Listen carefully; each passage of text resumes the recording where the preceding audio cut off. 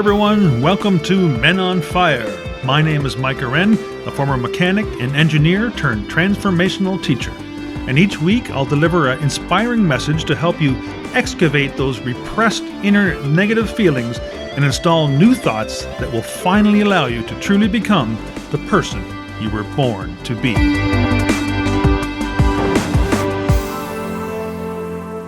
Welcome to another episode of Men on Fire here on Soul Mechanic TV and Soul Mechanic Radio. Now, I have a very special guest for you today, and I'm very excited to have her on. She coaches men specifically about sex. So isn't that a wonderful topic to have on today? Her name is Sarrah Rose. She coaches high-performing men who aren't having the best sex of their lives and are serious about optimizing every aspect of themselves to finally have a sex life and relationship as successful as their career.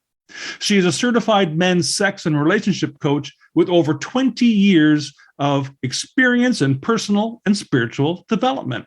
And she has traveled the world, and in India, she was initiated into Kundalini Yoga, White Tantra, and Kriya Tantra. She then went on to get certified as a sex, love, and relationship coach through the Tantric Institute of Integrated Sexuality. And for the past 9 years, Sarrah has helped thousands of people turn their sexual shame and struggles into the best sex of their lives. And Sarrah has been featured in Men's Health, Cosmopolitan, Vogue, Self, and the New York Post, and more. And all of this has helped her reach millions of people around the world. So please help me say hello to Sarrah Rose. Okay, listeners, as promised, here is Sarrah Rose. Thank you, Sarrah, so much for coming on Men on Fire podcast today.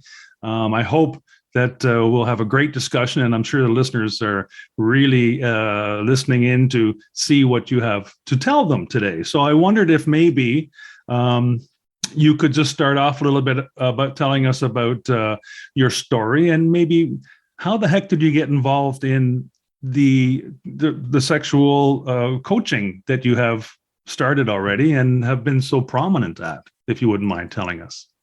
Yeah, for sure. I mean, first off, I have to say, I think the name of your podcast is absolutely the best name possible. Oh, thank you. When I ran across Men on Fires, as you know, my coaching program is called Man on Fire. So yes, I was like, yes. Oh, he has great taste. Well, I remember somebody, when I wanted to call it that, somebody did a search for me, and somebody in the podcast realm, and they said, oh, that must be taken. That must be taken.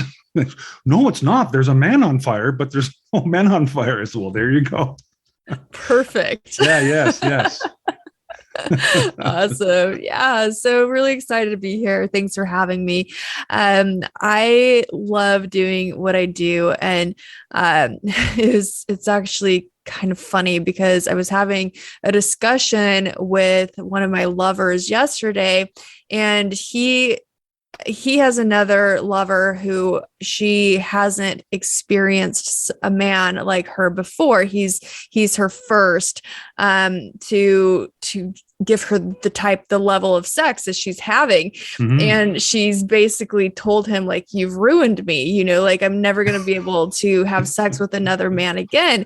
And I told him, I was like, well, my story is like, that's what happened to me. I was like, that's why I teach men now, because, mm-hmm. There are these quote, air quote, evil men out there ruining women with good sex. And then, exactly. Guys, like, if you don't know these secrets, you're going to be left behind, or she might marry you, but she's going to be remembering the guy that fucked her really well. That's right. Yeah. You're not going to forget that. No. So there's my short answer.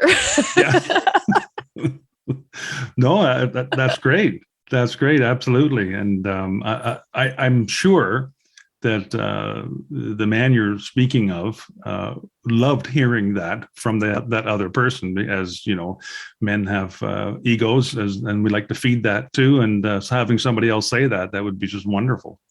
Absolutely. And I think every man needs to hear that. Every man needs to hear from the woman that he's with that he's the best lover she's ever had. Even if you lie? No. No, it needs to be true. Yeah, it needs to be true. No, absolutely. I totally agree with you. And I know after my first marriage ended and I dated a number of women, and it was different because, I was with the same person for 25 years. And then it suddenly changed, and I actually, they taught me some things, I taught them some things, and I thought it was pretty good all around. So that was a growing experience too. So yeah, it's wonderful when you can learn from the people that you're with. Oh, definitely. Yeah, and there's one that I won't forever forget. Yes. Right? The one that got away. Yes, well, at least as far as the sex was concerned anyway. Yes. There were some other reasons that it didn't work out, but of course. Because of course sex isn't everything, but it is a large part of our relationships, and it should be. And I remember years ago, my uncle, my cousin and I found some dirty magazines under his mattress, my aunt and his mattress. And we were kind of giggling in the room looking at them. And he came in and then goes, oh, you found those. Well, we better put them back, boys. And then he said, I want you to remember this. If there's no sex in a relationship, the relationship is doomed. So I still remember that. I don't know how old we were. I think it was maybe 10 or something, 9 or 10. And I'm going, oh, wow, I wasn't even thinking of that. But we were just happening to look at the pictures, of course. And for some reason, you already knew that was attractive, but you didn't know why or how, right. Like at that age. Right. But yeah, so that was an interesting comment even back then. I still remember it. Well, it's kind of interesting how he made the correlation, right? Like you're looking at porn and he's saying if there's no sex in a relationship, the relationship is doomed. And I'm wondering in his mind, like where the connection to that was. Like, well, yeah, you can go a few different ways. I can only assume that, they looked at it together or whatever, and that somehow that helped their sexual relationship, I'm assuming. Okay. But at least that's what I like to assume. Yes. So, but yes. So that was interesting as well. So what actually started you getting to be a sex and intimacy coach then? I mean, it was something to do with the relationships you were having, and you wanted to just get better at what you were doing, or? Yes. So I got married super young. I was 18 years old. I was raised evangelical, fundamentalist Christian. So that was very typical of people in that community to get married really young. I was married for 13 years, 2 children, or I guess I was married 12 years. I was with him 13 years. And, that relationship, there was no sexual satisfaction. I didn't have an orgasm the entire time, unless it was me on my own with my vibrator. Mm-hmm. And I think, I don't remember how old I was the first time I even had an orgasm with the vibrator. I was probably, I don't know, 20, 21, something like that. So it was something that didn't happen very often unless, I was on my own. And I had performance anxiety. He would get mad at me because I didn't orgasm. And so I was like really in my head about it. Like, the whole relationship was very not a healthy state to be in. So that relationship ended. A big part of why it finally ended was because I started down the path of personal development and spiritual development. I started with yoga, and I started going into other modalities that that were just helping me release the conditioning that I had from childhood and the struggles that I had from the marriage that I was in. And I eventually, through my journey, one thing led to another. I found Tantra. And when I started practicing Tantra, I started to actually have some confidence. I started to love myself enough to get out of that relationship. I felt enough, there was finally like something alive in me that wanted more, that said, okay, get out of this. Like there's more for your life. And so I went to India. I got certified to teach Tantra. And hello, New York City. Well, yeah, a little bit. Well, it was actually a quite good timed honk there. Yeah, I actually live in the quiet part of the city too. That was one of the things when I was moving back to Manhattan. I was like, I've got to live in the quiet part of the city so that way I can do my job. Exactly. Yeah. So I went to India. I got certified to teach Tantra. And when I got back, I was living in Austin at the time. When I got back, I met a man who was also in the same lineage as me. He had been practicing Tantra for like a decade, and he and I became lovers. We were best friends. We were together for 2 years. It was amazing. It felt like that entire 2 years was just one long experience of making love, making magic. It was Nice. Yeah, it was beautiful. So much love, so much healing. Really, really incredible. And then when that relationship ended, I was back out in the world of conventional dating and performative sex. And I was like, oh my fucking God, this sucks. I was like, I've got to change this. I've got to do something, So I had already been teaching locally in Austin. And I went ahead and started to scale my business, put it online so I could work with people around the world. I've been doing that since 2017, and I got more and more training. I'm a learner. Like that's my thing. I love to learn. I'm constantly reading. I'm constantly working with other experts and, just expanding my skills so I can be a better coach. So yeah, I mean, that's what my journey has been. Wonderful. No, I always say that too. I'm a lifelong learner, and I don't want to stop, because there's always something else to learn. We never know enough about what we think we know about already, let alone new things. So that's great.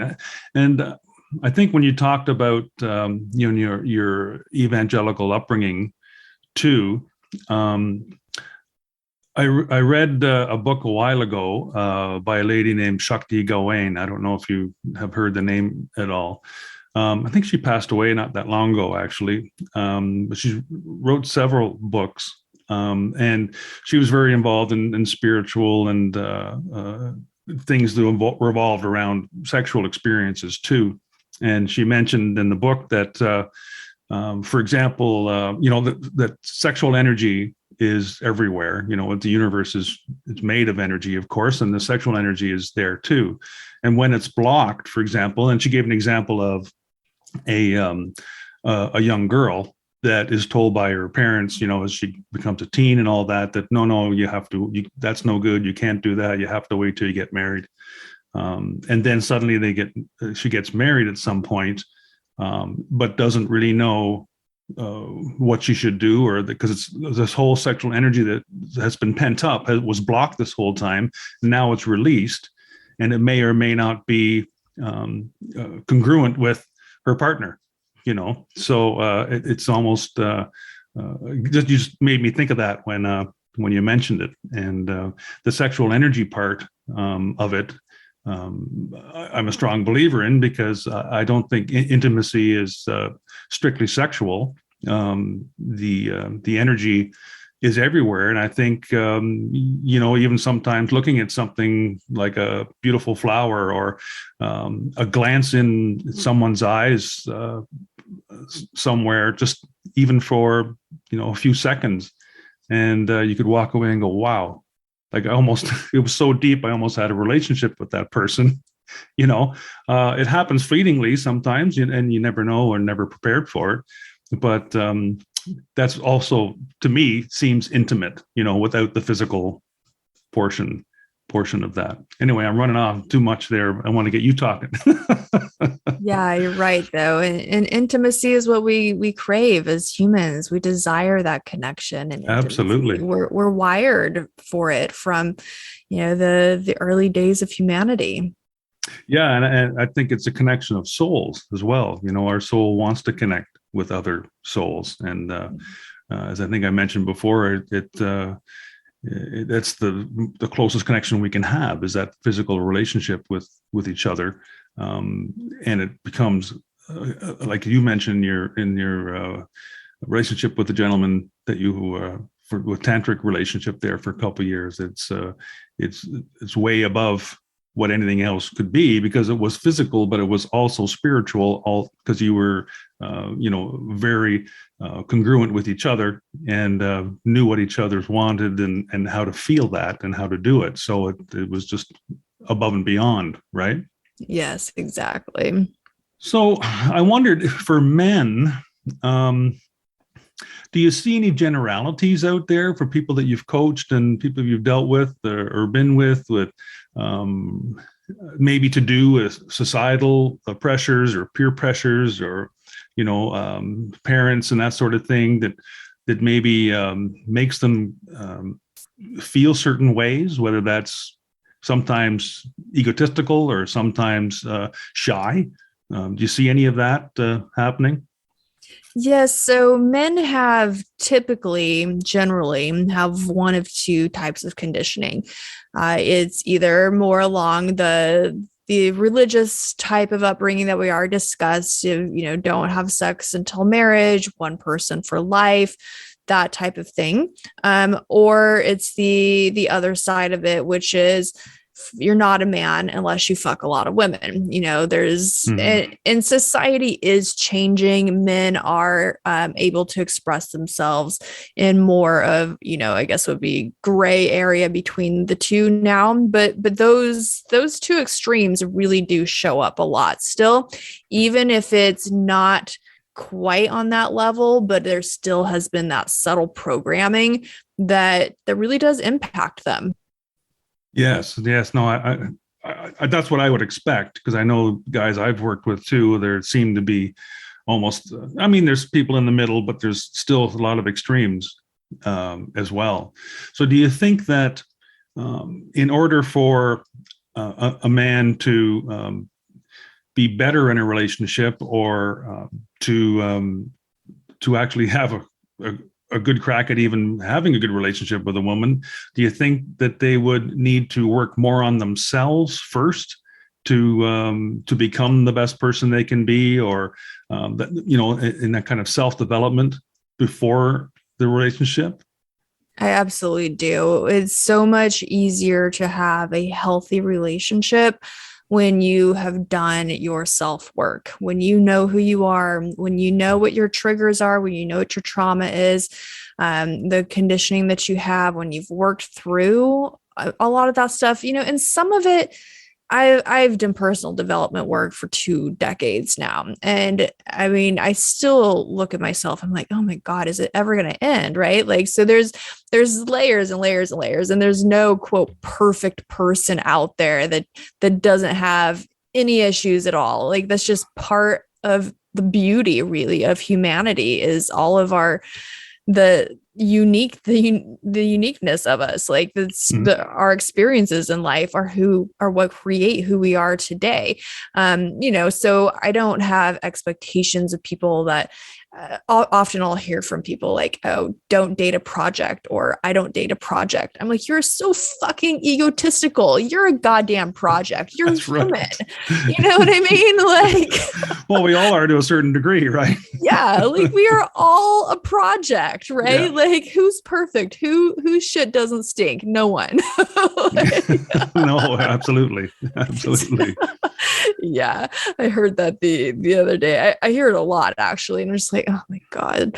So, it's under what does help is when you understand yourself, when you really know yourself, when you face your demons, when you've like looked your soul eye to eye and been like, all right, yeah, like I see you, I accept you, I get you, I know my feelings, I know my strengths, and owning it all. A lot of people walk around with avoidance. They walk around blaming, projecting onto other people.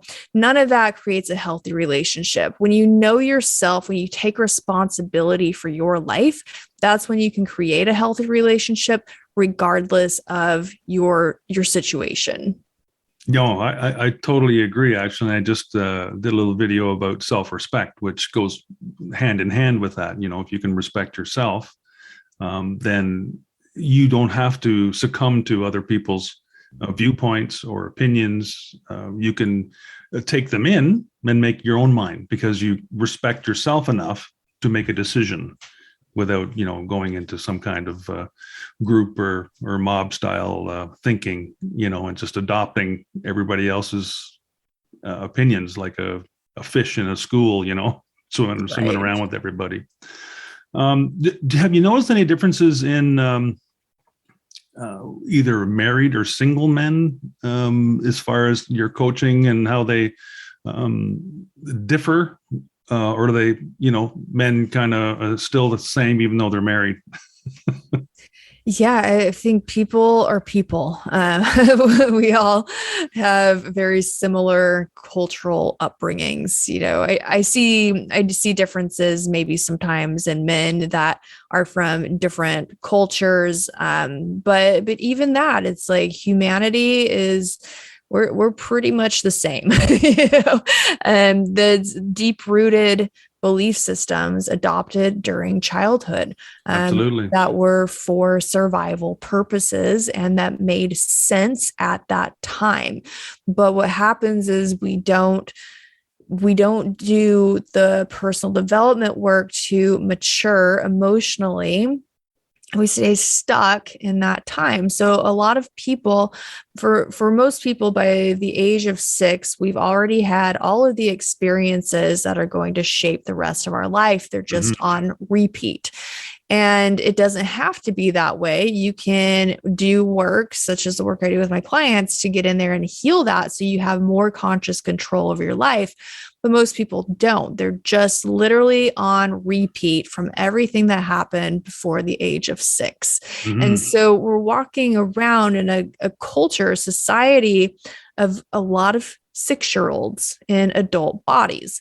And, the emotional maturity of a 6-year-old, emotional intelligence of a 6-year-old, the wounding, just it is a lot of wounding is where people are relating from. And so it's difficult to have really amazing connected sex if you can't connect on the level of the adult that you are now. Like we've got a lot of little kids calling the shots in relationships, calling the shots in the bedroom. And that's not the place for your inner child, your little boy to show up, but when you're not even aware of it, how can you change it? No, and that's the whole thing, the awareness part, right? I mean, you can't make anybody do anything they don't want to do, but if you can make them aware of what's happening, maybe they'll decide to do some changes on their own.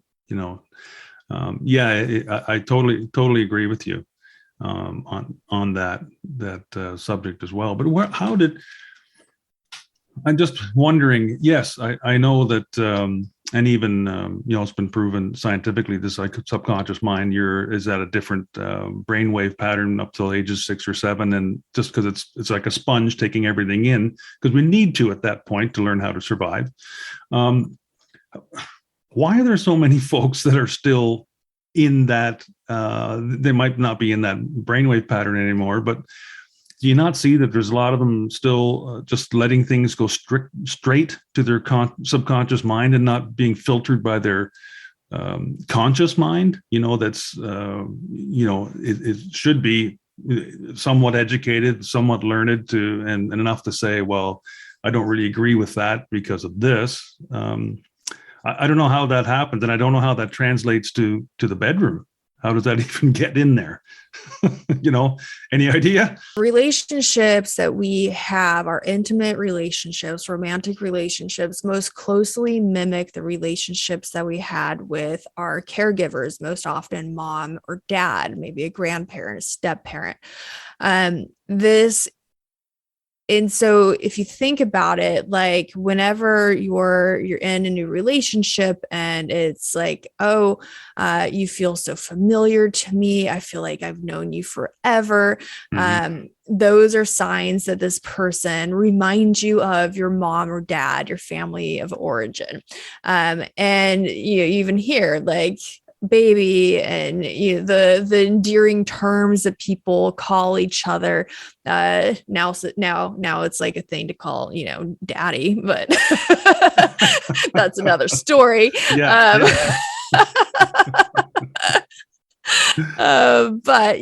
that those terms like people use, it's signs that like we're feeling that state of comfort, and with that comes all the wonderful things that mom and dad did, and then also all of the things that were traumatic that mom and dad did. No matter what the intention of your parents were, we've all had traumatic experiences as children. It's just part of life, of course. And so, but because of the rose-colored glasses, the dopamine, the serotonin, the adrenaline that's happening during that period of love, we don't see the negatives. We only see the positives, and, falling madly in love with this person. And then one day you wake up and it's like, oh shit, who is this in front of me? Like, why am I so triggered? Like, why can't I stand this person anymore? It's like, well, that was there the whole time.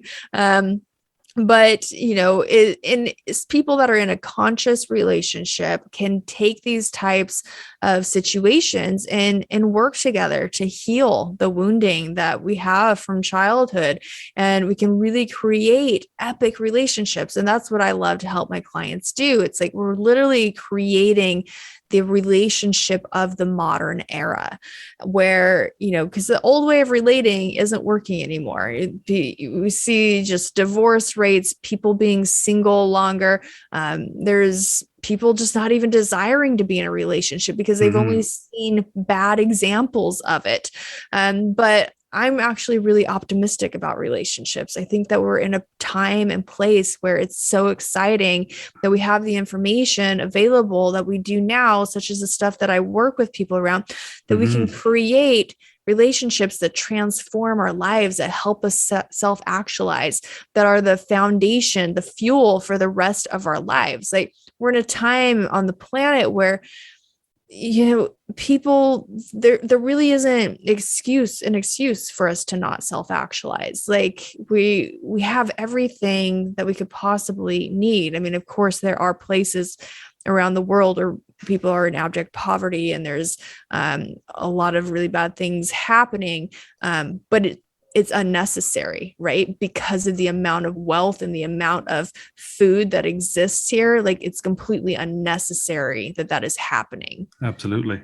No, I agree with you. And if you, I'm sure you've already seen Maslow's hierarchy example, which, it makes total sense to me. I mean, when you're trying to survive, you can't become grow more spiritually because you're too busy surviving, right?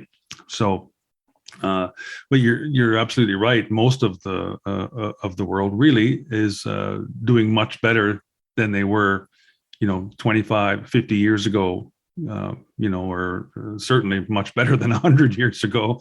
And there is certain areas that still need a lot of help. And there probably always will be certain areas that need help. But I totally agree with you on that subject. So is there any way that men can, or maybe you could give us an example of some way that they can become better at hearing and understanding what their partner's needs are? Yeah, this is great. We were having this discussion in my Man on Fire group last night, and one of the men that is newer to the group, was asking how he could kind of break through with his wife. He's like, I want more intimacy, and she's really in her head and she wants everything structured. And several of the men that have been with me quite some time and they're mentors for the other men, they all pitched in and they said, listen to her. Mm-hmm. And they said, my wife used to complain and say, we never talk. And I would be like, what do you mean we don't talk? We talk all the time. And he said, but once I took this program and I understood what active listening is and holding space for her is, and like actually being present with her and just allowing her to speak, like that changed everything. I mean, man after man was like, I saved my relationship by learning how to listen. Mm-hmm. No, I get it. And I've had to do that more and more as the years went on too. And I think that's so very important. I mean, and intimacy can, for me as well, it can be described as being together with someone in the moment. That we don't have to have sex, but if we're together discussing something and I'm totally into what you're saying and vice versa, we're together in that moment. And that's also very, very intimate, in my viewpoint, at least. So, I know. And it goes both ways. I know some women that aren't very good listeners either. But I still astounds me when my stepdaughter, when they get together with 3 or 4 other people her age that are in their early 30s, they will talk and chat as fast as can be, and they're texting to someone else, and they're all hearing what each other is saying and understanding. Like that's never would never happen in my network. I'm more of a one-on-one person, or maybe a couple people, But so there's obviously a lot better skills involved there too with listening and hearing with women, and which I think is innate in their nature too, with the ability to take on more tasks, multitasking roles with children and what have you. Not that men can't multitask, but it's a lot more difficult, I believe. I would have to agree. Yes. And it's a good thing for women to remember that, and I think a lot of women get very frustrated with men because, in their mind, like you should be able to do a million things at once and a million miles an hour. And, it's just a different way of viewing things. No, absolutely. And those are generalities, of course. It's not everybody's, not everybody is the same. But I do see that a fair amount. Those kind of get complaints from each other about the other, So do you think that, or why do you think maybe some couples are becoming more complacent in their sexual relationship these days? Are they just too busy? Or I know most families need 2 incomes, to make ends meet. Is it just that, or are there other things? Yeah, people are tired. People are distracted. They're getting dopamine hits from other places. It's like there's constant social media and email TikTok. And text messages and, the new thing on Netflix, right? Like it's constant stimulation everywhere. So, in some ways it's like we don't need sex for entertainment. I think at one point it may have been like, well, there's nothing else to do. Like, let's fuck. Oh, no, for sure. Right. Well, let's go have a romp in the bedroom. Oh, no, hang on. There's a good movie on tonight. Right. You know? But what comes along with that is a lot of isolation, people feeling really, really lonely. So many people that are in marriages feel really lonely. Mhm. Do you think we're mirroring some maybe our parents? Because many times we didn't see our parents having sex. We shudder at the fact that we would even think that they would do that anymore when we were old enough. Well, we never saw mom and dad really do that. So we're a little older now. Maybe we should also be a little more like that. Again, that's kind of the subconscious thing. I don't know if you think that we could possibly be doing that as well.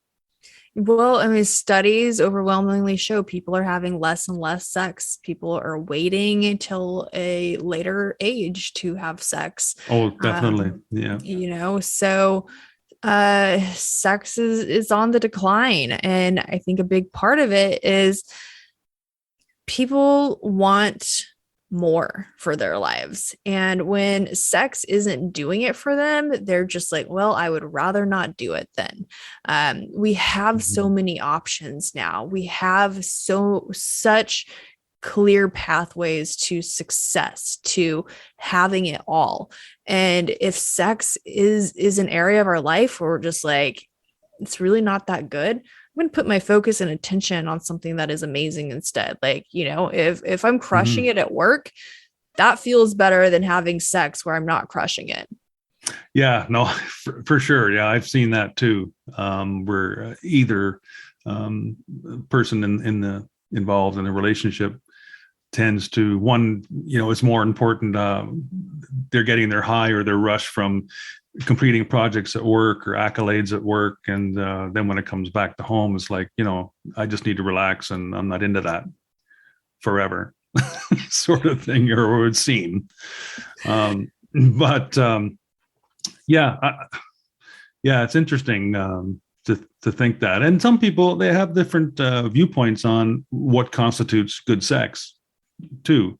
And they become accustomed to only doing certain things, certain positions, never trying anything new. And I was wondering also if you think that the openness nowadays for men and women to talk about, self-pleasuring themselves, there was never any sex toy stores around in my town when I was growing up, but there's quite a few now, for example. So it's much more of an open topic, and in my view, rightly so. But that maybe people are, they don't mind not being in a relationship just to have sex when they can self-pleasure. Yeah, I think that ties in with sex not being that great. So it's like, okay, I can get off on my own. And for a lot of women, they're like, I'm not getting off when I have sex. So I would rather just do this on my own, because at least I get what I came for. And if Literally.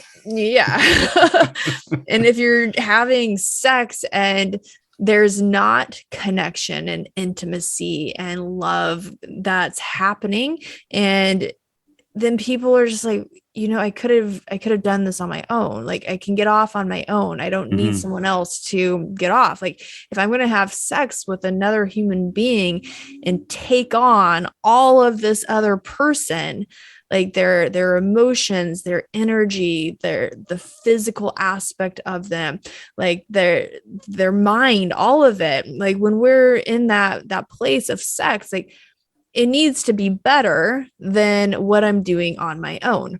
And for most people, it's worse. So there you go. Exactly.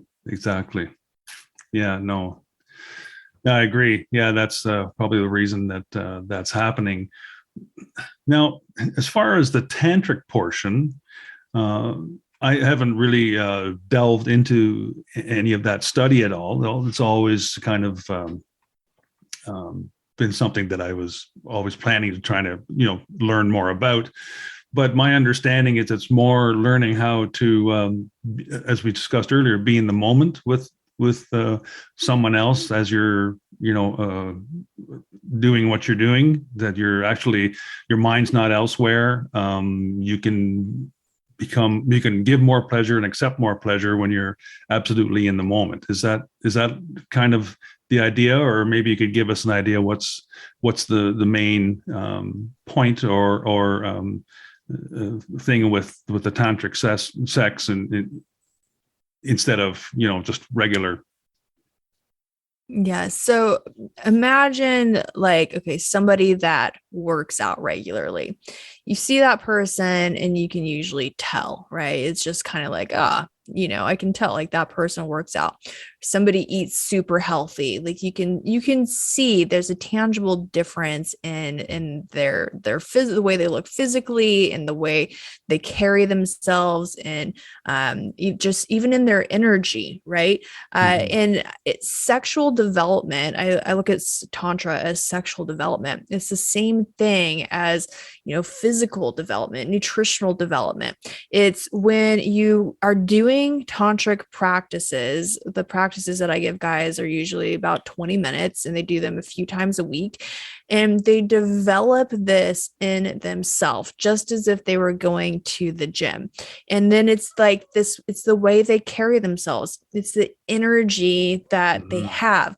I'll never forget, there was one, I was in Austin living there. I was leading this Tantra cacao ceremony out of my home. And this guy walks in and I looked up and the brightest, bluest eyes ever. And we locked eyes and it was like this instant chemistry.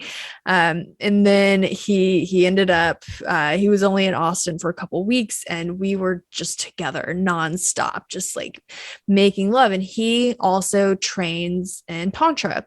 And so when we first the energy of us being together, the sex itself, it's not like you're doing different positions or things like that, but because we both had cultivated this energy in us over all this time, just coming together created like waves of rushing. It felt like rushes of fire in my body. And it went on for weeks and weeks and weeks. Like even after he was gone, I was still feeling this, just like full body orgasms and like just this intensity because of what all the work that we put in, and it's like 20 minutes a day to get that, no brainer. Yeah, I guess so. Absolutely. Wow. Awesome. And I don't know if that's one of them, but maybe you could give us an example of one of your biggest success stories working with men. I love Mark. Mark is super fun. He is a mentor in my program now. Mark came in to work with me. He had recently gotten divorced. He had met a new woman that he was totally infatuated with. Like they were in that infatuation period still. He was high as a kite for this woman. And, she, like, everything about their relationship was compatible except for their sex life. And Mark was accustomed to the typical performative style of sex. And she had experience of sex on another level, on a higher plane.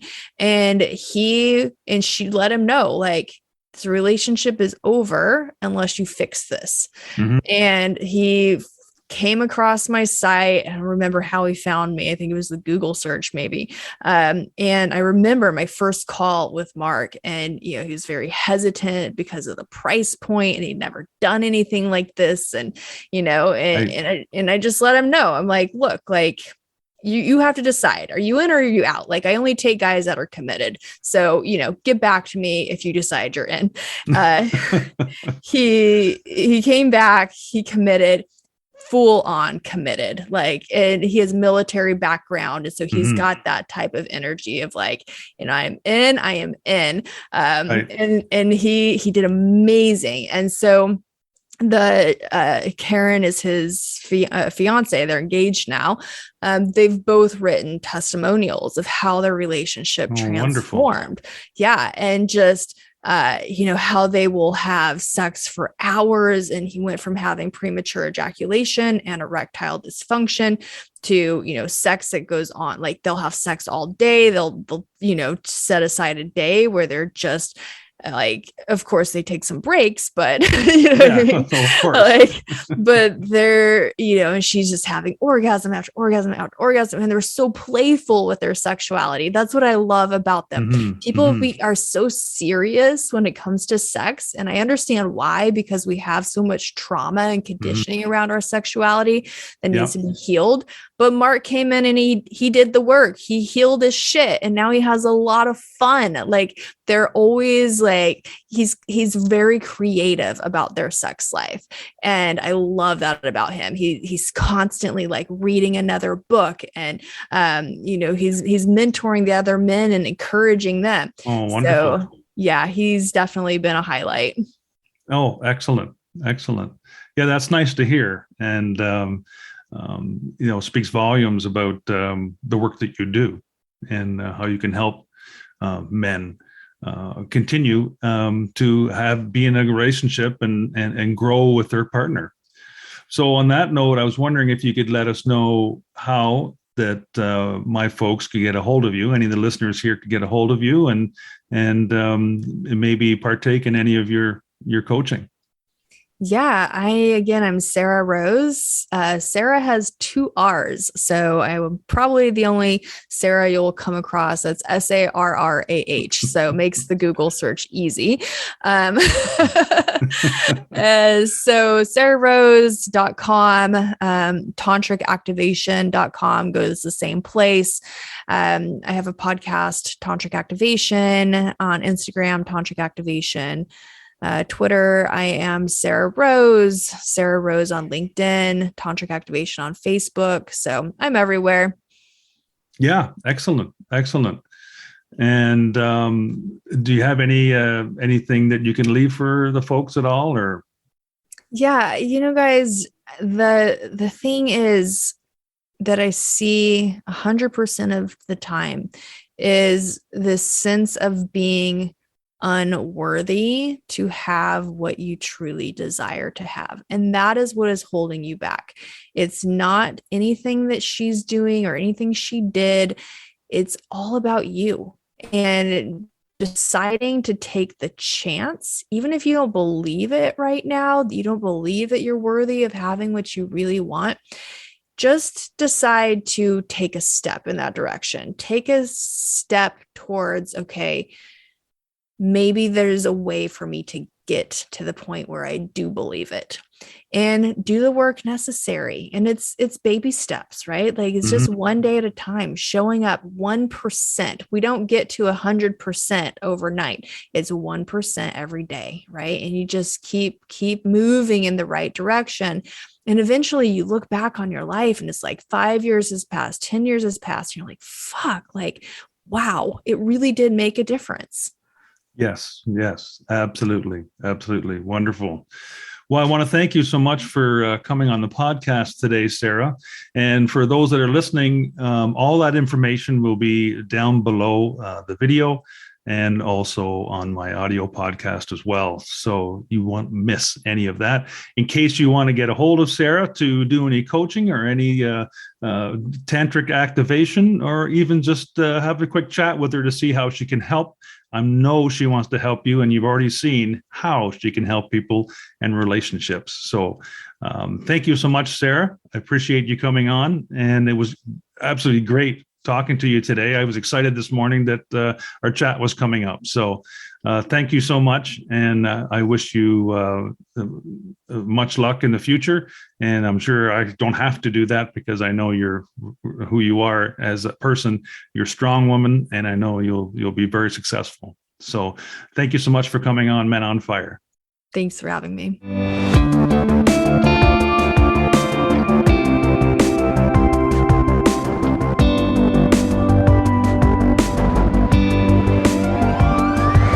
Thank you so much for listening to today's episode.